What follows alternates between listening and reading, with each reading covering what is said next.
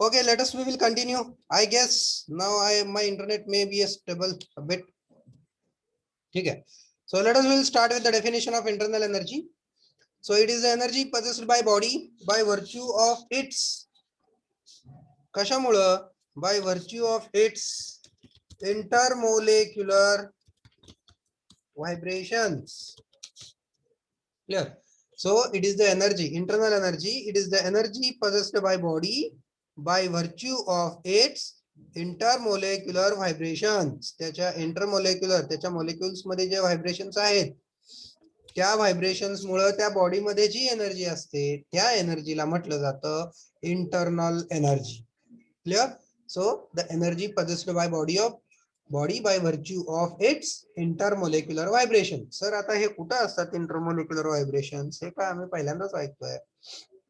So see, so you all know every body, every material is composed of atoms.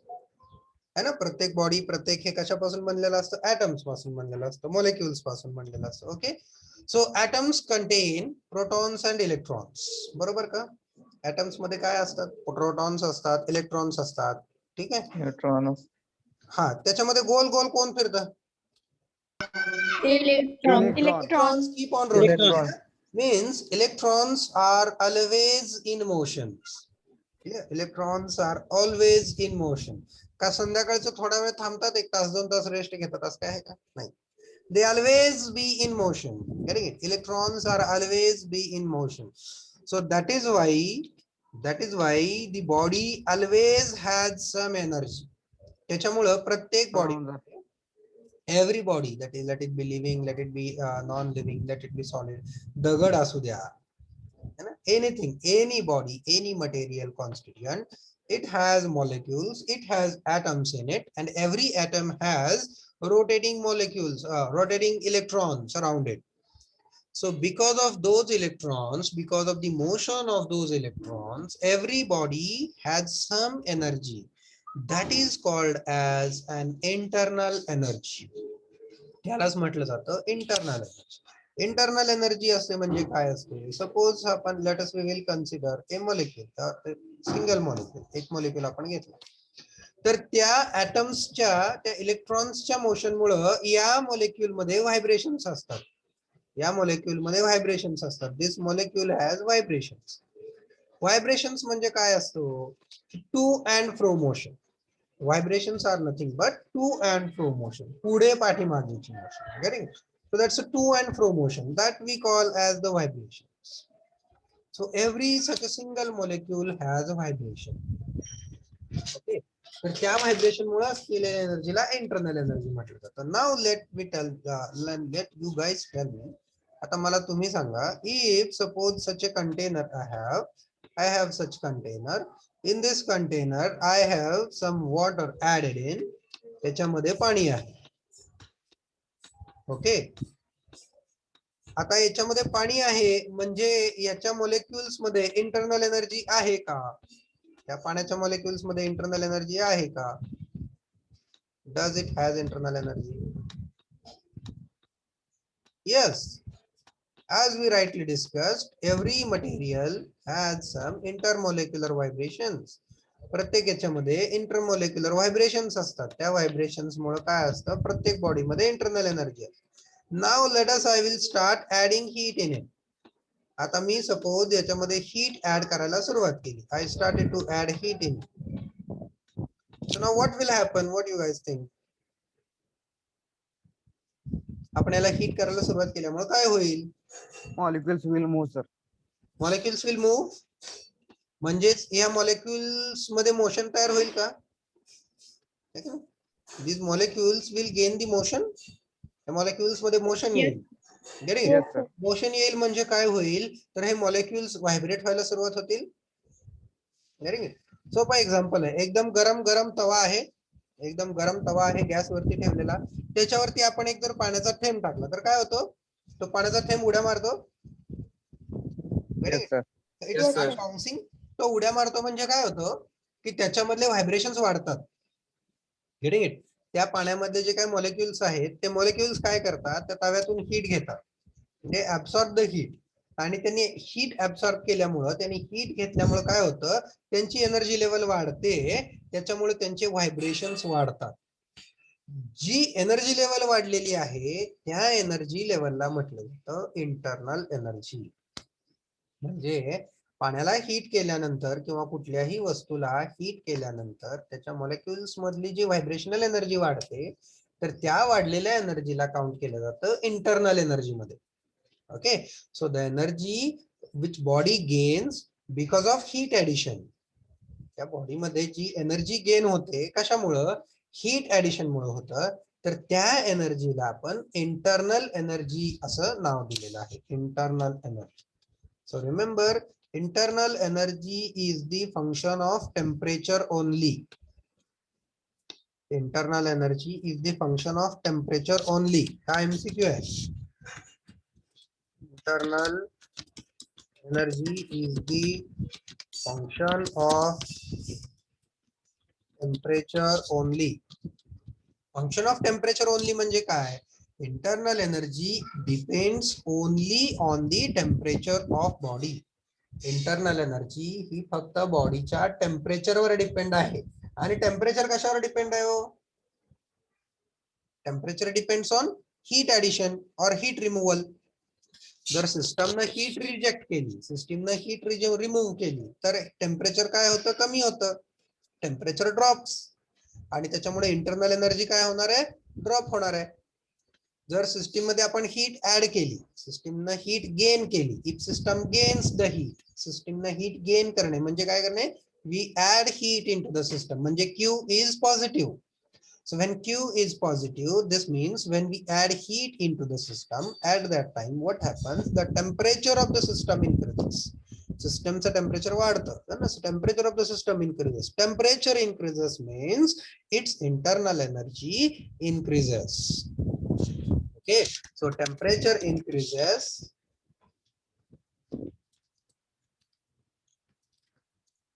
means internal energy increases. Temperature वाढलं याचा अर्थ होतो internal energy वाढली. Similarly temperature decrease झालं याचा अर्थ इंटरनल एनर्जी डिक्रीज झाली.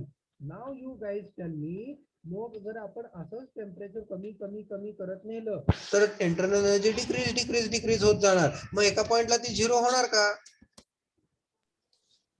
Yes, sir. माझा प्रश्न समजला? Did you understand my question? So as we said, आपण टेम्परेचर डिक्रीज केलं की इंटरनल एनर्जी डिक्रीज होते, बरोबर? मग असंच आपण temperature decrease decrease decrease decrease decrease करत गेलो तर एका पॉइंटला इंटरनल एनर्जी झिरो होणार का? Will it happen?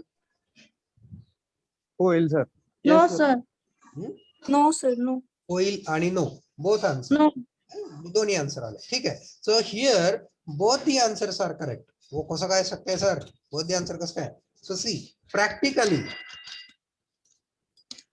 internal energy cannot become zero. Practically internal energy zero होत नाही. Remember, because the molecules, the atoms have vibration always. Let it be any temperature. Electrons keep on moving. You keep it at any temperature. तुम्ही कुठल्याही टेम्परेचरला ठेवा, इलेक्ट्रॉन्सची movement zero होत नाही. Getting it? That is why practically internal energy cannot be zero. Practically internal energy zero होत नसते. But it is assumed that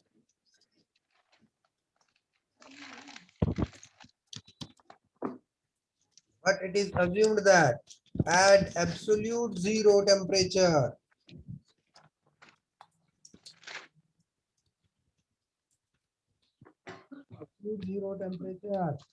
the internal energy becomes zero.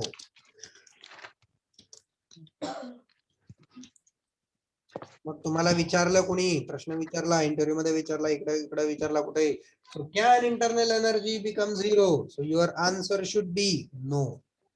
Internal energy cannot become zero. Okay.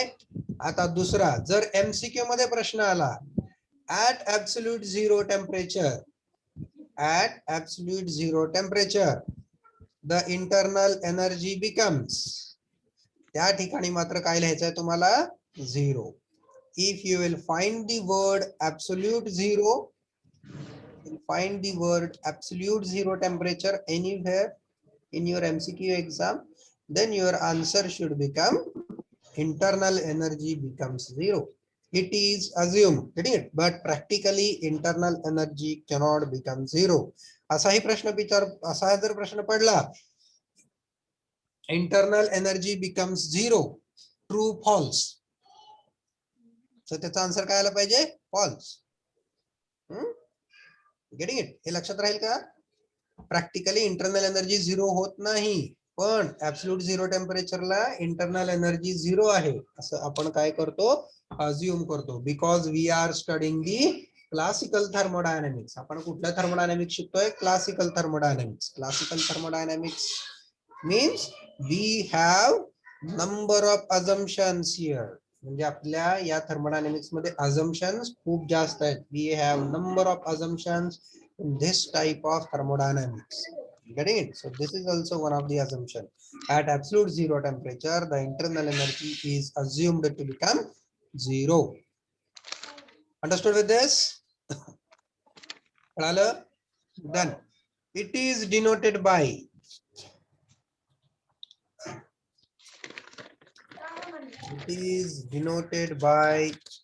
capital U. त्याचं notation काय आहे? Capital U, and its unit is, त्याचं unit आहे काय असेल? Unit सांगा बरं मला. Anyone? Joule? No. Kilojoule, sir. So we will use kilojoule always. है ना? आपण डिसाइड केलंय ना? What we decided? We will use always kilojoule. वापरणार आहे इथं कायम kilojoule. So for internal energy we will use kilojoule. Rather for this complete chapter the unit which we will use is kilojoule. तर पूर्ण chapter साठी आपण कुठली unit वापरणार आहोत? Kilojoule say. Keep this thing in mind. Then next, internal energy is the property of system. Internal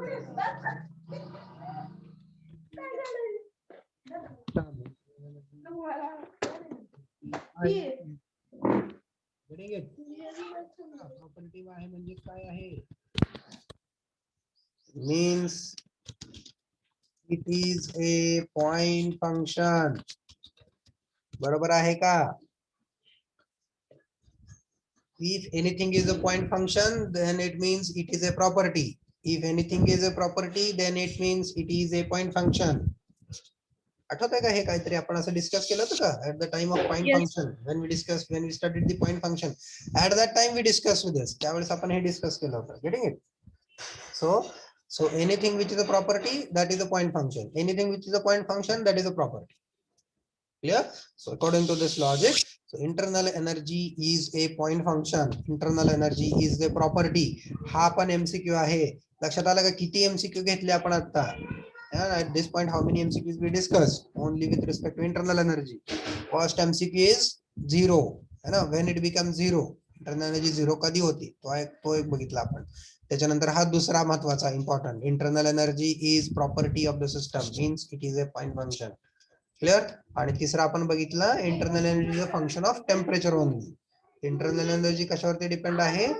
फक्त आणि फक्त टेम्परेचरवर डिपेंड आहे.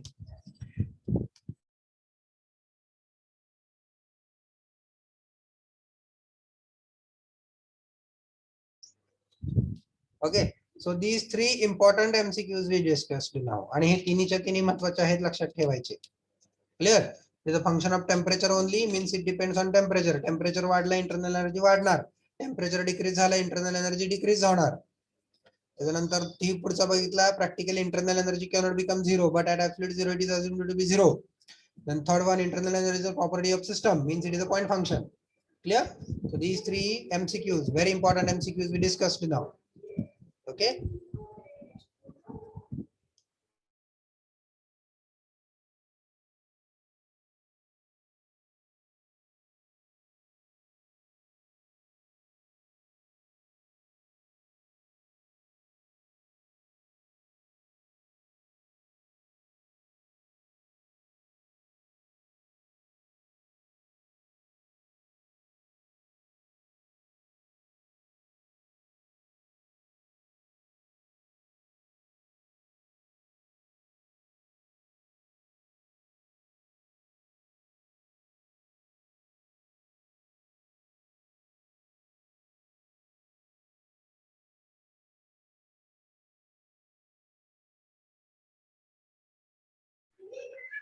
So let us we will discuss now the first law of thermodynamics.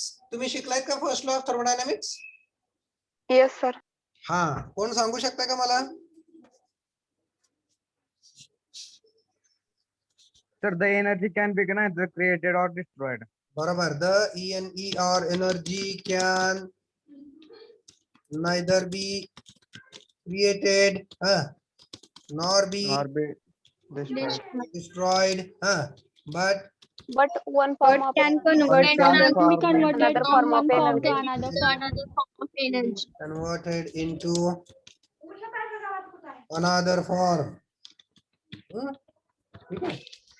Total energy associated with universe remains constant.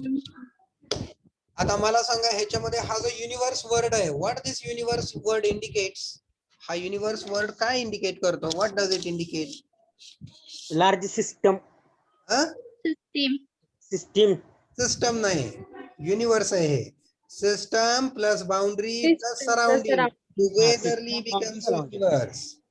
Getting it? System Yes, plus boundary plus surrounding togetherly forms a universe. माझं हे misconception होतं. When I was student, no, I will tell you guys, till I complete my graduation, माझं graduation पूर्ण होईपर्यंत मला हे universe म्हणजे काय वाटायचं माहिती का? युनिवर्स म्हणजे हे मला विश्व वाटायचं. Total energy associated with this universe म्हणजे अख्खो युनिवर्स म्हणजे पृथ्वी, सूर्य, हे ते, त्याच्यामधलं एनर्जी ट्रान्झॅक्शन हे कॉन्स्टंट आहे असं मला वाटायचं. पण ऍक्च्युली तसं नाहीये. हे युनिवर्स म्हणजे आपल्याला काय पकडायचं आहे याच्यामध्ये? System plus boundary plus surrounding togetherly forms दी युनिवर्स.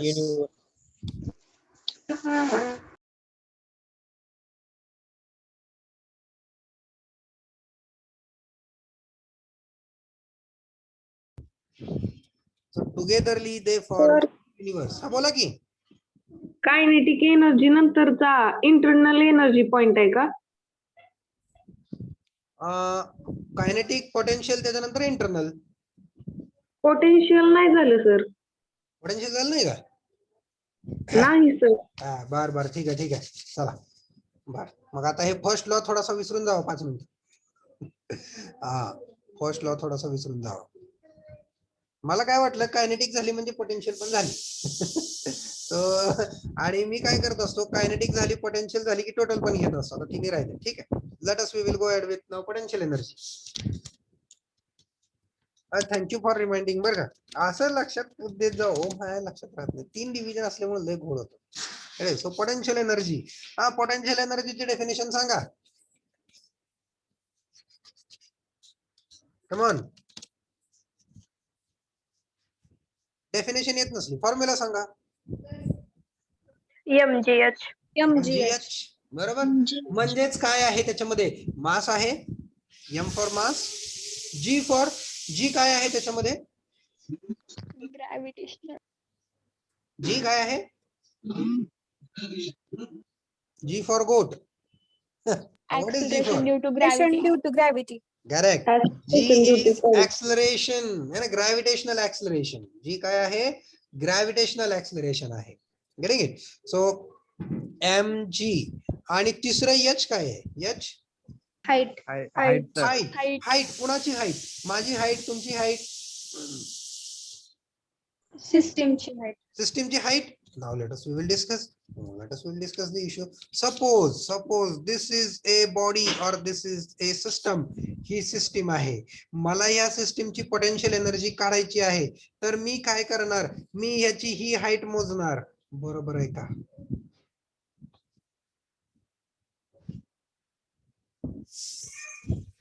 असंच आहे का? This is the height of system.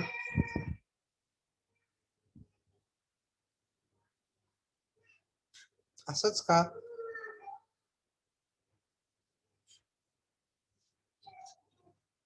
प्रश्न कळाला का माझा?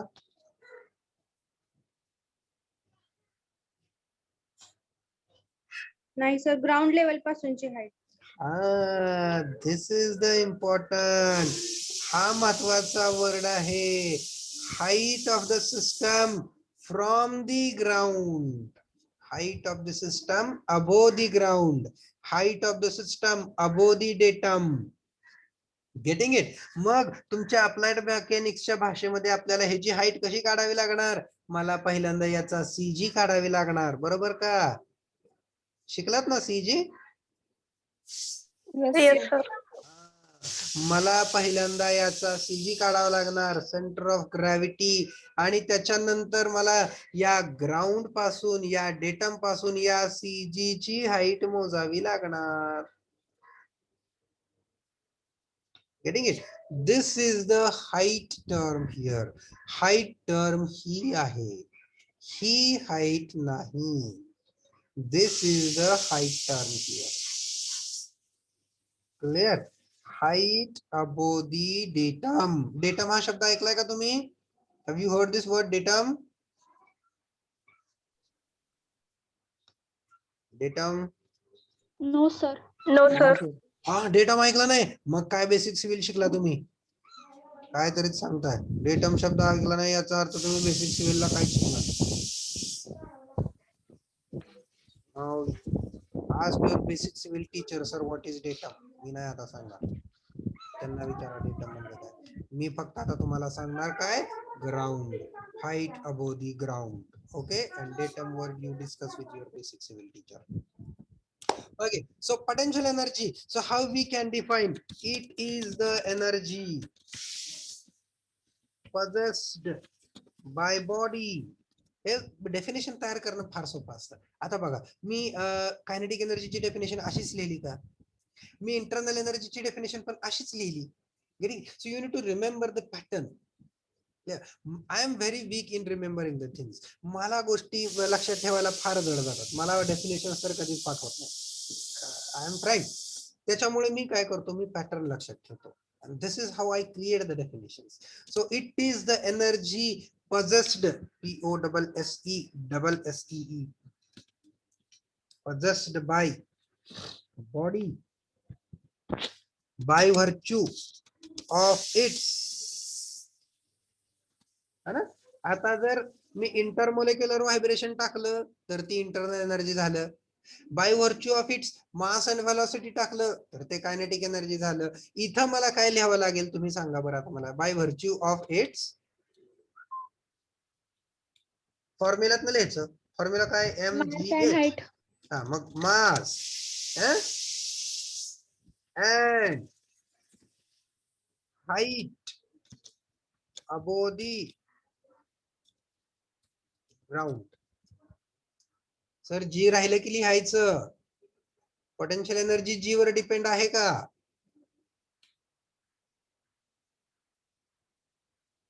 नाही? Tell me.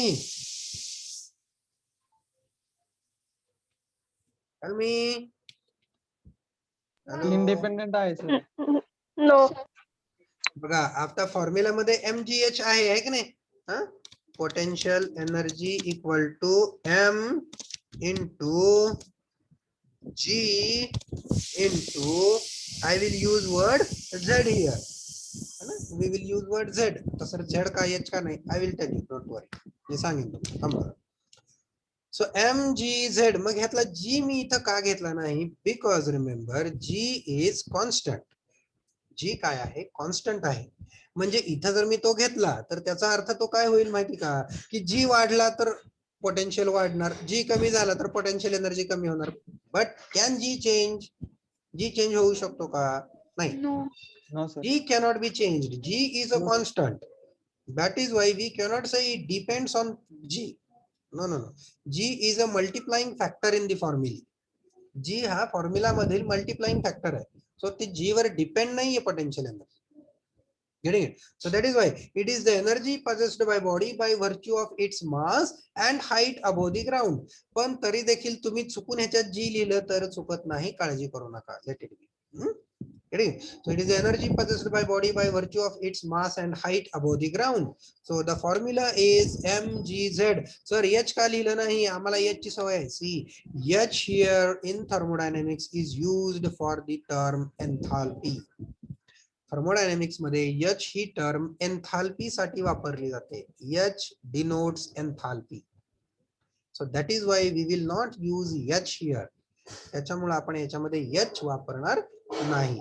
We are going to use Z here. त्याच्यामुळे आपण इथं काय वापरणार आहोत? Z. So Z will be used to indicate the height above the ground. परीक्षेमध्ये देखील Z च येणार, H येणार नाही. Getting it? So in thermodynamics, everywhere for height, Z term is used. So always remember, जिथं जिथं thermodynamics आहे, तिथं तिथं height ला Z वापरला जातो. H denotes enthalpy. Clear? Okay, so now we will discuss the units. What is the unit of mass? It is kg. What is the unit of g? G's unit है. Come on. Metre per second Per square. second square. Correct. Meter per second square into Z चे unit काय आहे? Metre. Metre. चला ठीक आहे, सगळे units लिहिले. बघा आता काय होतंय, kg into metre per second square into metre म्हणजे काय झालं, kg इंटू मीटर स्क्वेअर पर सेकंड स्क्वेअर. Second square. बरोबर आहे का? हा, चला आता ह्याला आपण स्प्लिट करूया. कसं स्प्लिट करायचं? पहिला ब्रॅकेट घ्या, त्याच्यामध्ये kg into metre divided by second square into metre. चालतंय का? मी काय केलं, मीटरला बाहेर काढला उचलून. ठीक आहे का? So the kg metre per second square, what it gives? Newton. becomes Newton. So Newton into meter. Newton into meter झालं म्हणजेच हे काय झालं? It has become joules. Means if I will consider mass in kg, g in meter per second square and z in meter, then the potential energy unit becomes joule. त्यामुळे potential energy चं unit काय झालं? joules झालं. joules चालतंय का आपल्याला? Can we use joules? No, we cannot use joules. We decided we are going to use kilojoules. आपण ठरवलंय किलोजूल वापरायचं. म्हणून मग काय होणार? याला काय करावं लागणार आपल्याला? mgz divided by 1000. Like the way we did in kinetic energy. Kinetic energy जसा आपण फॉर्म्युला बदलला. काय केला kinetic एनर्जीचा फॉर्म्युला आपण? mv square divided by 2000. आठवलं का?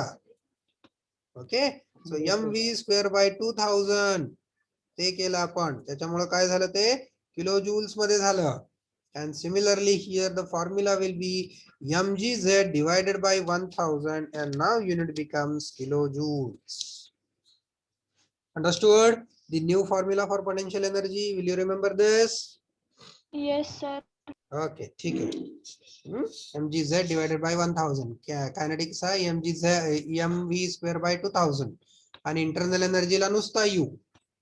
ओके, आणि त्याचं युनिट किलो जूल. त्याला काय फॉर्म्युला आहे, त्याला फॉर्म्युला, पण काय त्याची गरज नाही.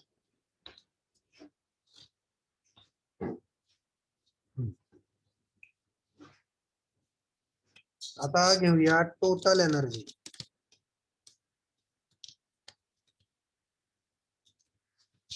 आता टोटल एनर्जीची डेफिनेशन मला कोण सांगू शकते? Can anyone tell me the total energy definition? kinetic energy plus potential energy. Very correct है ना. द सम ऑफ KE, PE and internal energy is called as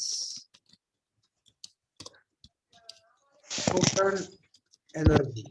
ह्याला टोटल एनर्जी म्हणायचं. आता बघा, तुम्ही जर बुक मध्ये बघितलं, ज्या मी नोट्स अपलोड केलेल्या आहेत, त्या नोट्स मध्ये जर तुम्ही बघितलं तर इथं फक्त कायनेटिक, पोटेन्शियल, इंटरनल एनर्जी येत नाही. इथं त्यांनी सगळ्या लिहिलेत. केमिकल लिहिलंय, अजून कुठल्या कुठल्या what ever the energy they feel, all they have mention. त्यांनी त्या सगळ्या लिहिलेल्या आहेत. ठीक. पण तुम्ही एवढ्या 3 लक्षात ठेवल्या तरी पुरेशा आहेत. आपल्या थर्मोडायनामिक्सला आपल्याला एवढ्या 3च लागतात. ठीक. And it is denoted by is denoted by capital E. ती कशाने डिनोट केली जाते? कॅपिटल ई न डिनोट केली जाते. ओके, ठीक आहे. आणि it's unit is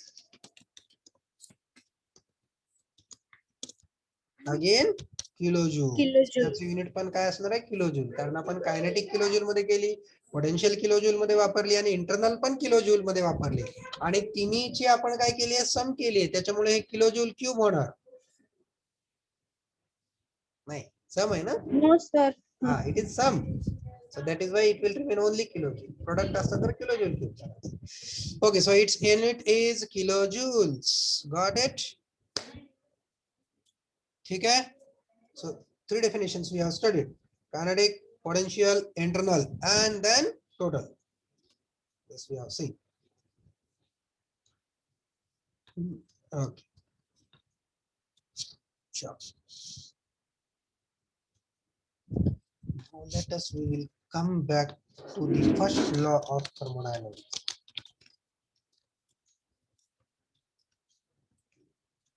First law of thermodynamics. काय आहे तो? The energy can neither be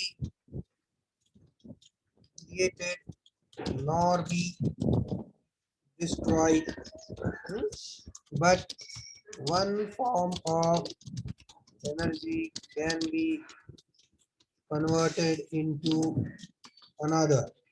हे काय झालं? ERV कुठून आला मध्ये? एनर्जीच sir.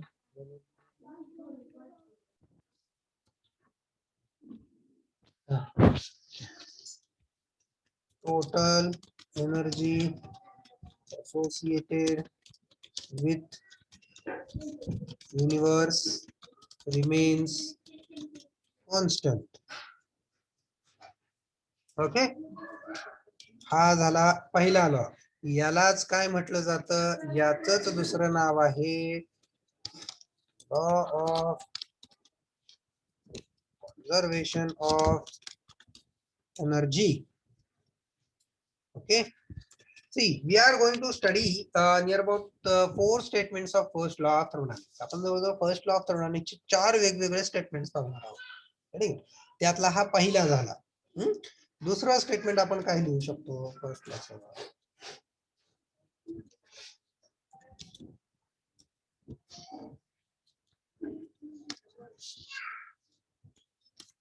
For a closed system, एका क्लोज्ड सिस्टीम साठी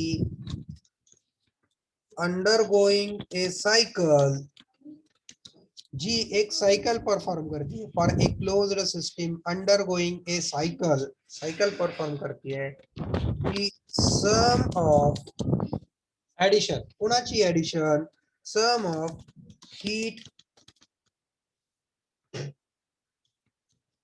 ट्रान्सफर, हीट ट्रान्सफर ची sum is equal to the sum of heat transfer. ही इक्वल आहे कशाच्या? sum of work transfer from the system.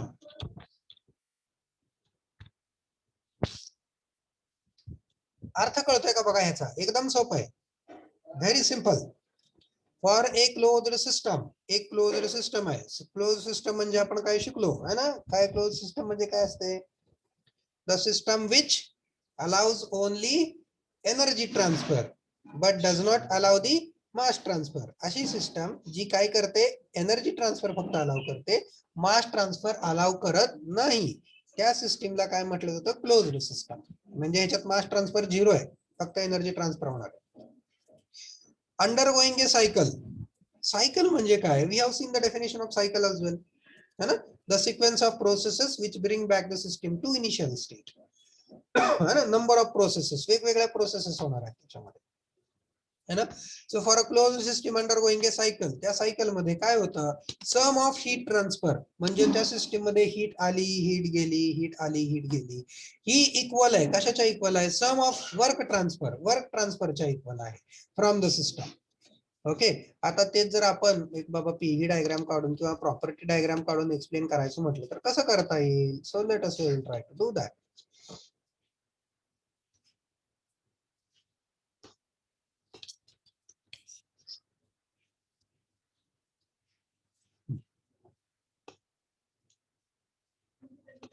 पहिली process, let us will say process 1 to 2. दुसरी process 2 to 3. तिसरी process 3 to 4. आणि चौथी process 4 to 1. तर सपोज 1 to 2 मध्ये क्यू इन झाला, 1 to 2 मध्ये क्यू इन झाला, 2 to 3 मध्ये क्यू आउट झाला,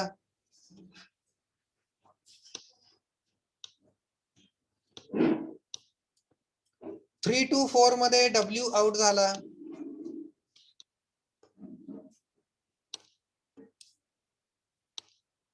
आणि 4 to 1 मध्ये डब्ल्यू इन झाला.